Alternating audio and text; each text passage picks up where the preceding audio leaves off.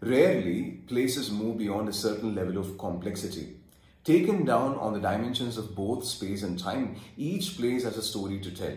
Author Bettany Hughes takes us to a place which can be considered as the microcosm of the entire world, the empires which ruled and the religions which thrived. Hi, this is Gautam, and for this episode, we'll be looking at this book, Istanbul, A Tale of Three Cities by author Bettany Hughes. As the title says, The Tale of Three Cities, the author traces the evolution of the city from prehistoric times to becoming Byzantine, and then Constantinople as the new Rome, and finally the most coveted city in the name of Istanbul. The religions, traditions and empires which traverse through the continents of both Europe and Asia echo through the corridors of Istanbul. Just like individuals moving from youth to maturity, the city has evolved through millennia. Now, the concept of political conquest is not new. Traded between the warring city-states of the Greeks, the Athens and Sparta, the city really thrives under the control of Romans. After a corridor is constructed between Rome and Byzantine, there is proper transfer of ideas and knowledge from Rome to the one which will go on to become the new Rome. The city would see the light under Emperor Constantine and will reach high prowess under the rule of Justinian and Theodora. Being the seat of power for the Byzantine Empire, later it would serve as a capital of the Ottoman Turks.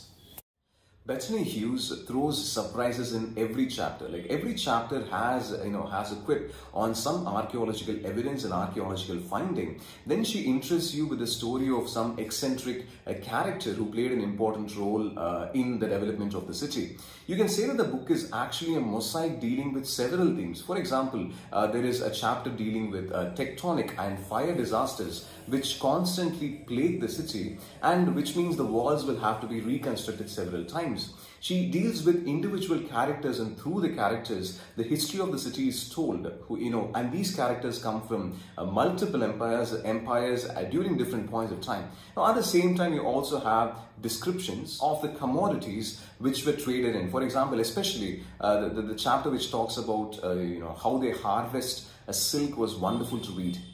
Contemporary Istanbul boasts of a rich religious heritage, but it reached there after several years of bloodshed and miscalculations and misunderstandings.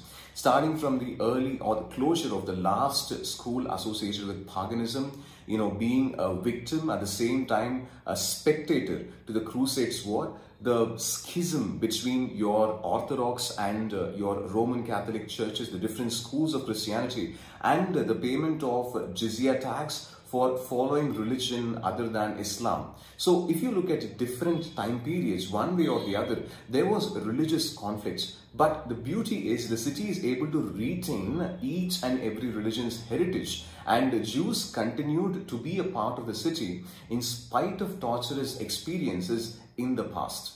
You get elaborate descriptions on how the architecture of the city changes once the Muslim population increases, because the size of the house had to increase to accommodate women, and also descriptions of how eunuchs played an important role in the ministries, the importance of sex and harem in the palace and at the same time in the city, and also the role of white slave trade in the evolution of the city, and how the city was an active witness.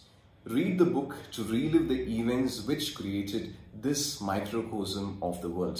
That's it for now, and for the next review, I will be meeting you with the Kerala book list. Bye.